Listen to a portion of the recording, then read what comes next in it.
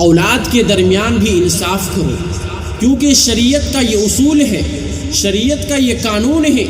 اگر باپ اپنی زندگی میں اپنی کسی اولاد کو کوئی چیز دے رہا ہے تو سب کو برابر برابر دینا پڑے گا، کیونکہ شریعت کا یہ اصول ہے، شریعت کا یہ قانون ہے۔ اگر آپ کے پاس 5 بیٹے ہیں تو آپ کو 5 کو برابر برابر دینا پڑے گا، کیونکہ شریعت کا یہی اصول ہے، شریعت کا یہی قانون ہے۔ ایسا نہیں کہ ایک بیٹا زیادہ کما رہا ہے تو اس کو زیادہ دیا جائے، ایک بیٹا کم کما رہا ہے تو اس کو کم دیا جائے۔ حضرت بشیر رضی اللہ تعالیٰ عنہ کا بڑا مشہور واقعہ ہے۔ حضرت بشیر رضی اللہ تعالیٰ عنہ اپنے بیٹے نعمان کو اپنی ایک پراپرٹی دینا چاہ رہے تھے، اور اس پراپرٹی کو جو ہبہ کر رہے تھے، اللہ کے نبی کو اس پر گواہ بنانا چاہ رہے تھے۔ اللہ کے نبی صلی اللہ علیہ وسلم نے پوچھا کیا تمہارے پاس اور بھی اولاد ہے؟ اس نے کہا کہ ہاں میرے پاس اور بھی اولاد ہے۔ اللہ کے نبی صلی اللہ علیہ وسلم نے فرمایا معاف کرنا، میں گواہی نہیں دوں گا، یہ ظلم ہے، میں ظلم پر گواہی نہیں دوں گا کہ ایک بیٹے کو دو اور ایک بیٹے کو نہ دو،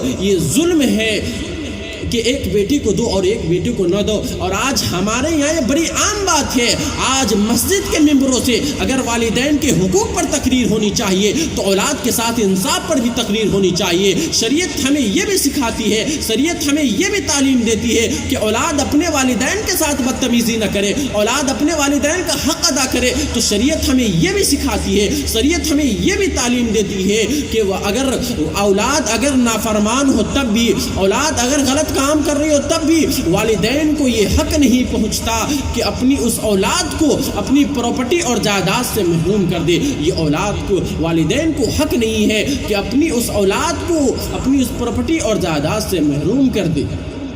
میرے بھائیو، انصاف قائم کرو، اگر آپ انصاف کریں گے تو محبت بھی قائم ہوگی۔